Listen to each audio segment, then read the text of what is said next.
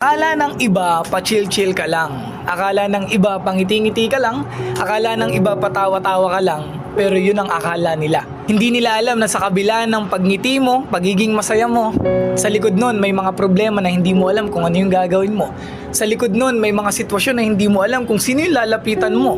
Wala naman kasi tayong ibang choice kundi ngumiti na lang talaga at tawanan ng mga problema. Kaya yung akala ng iba na pa-chill-chill ka lang, akala ng iba na wala kang problema, yun ang akala nila. Hindi ba pwedeng magaling lang talagang magdala?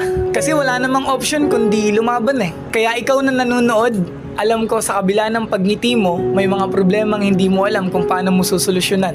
May mga sitwasyon sa buhay mo na hindi mo alam kung sino yung lalapitan.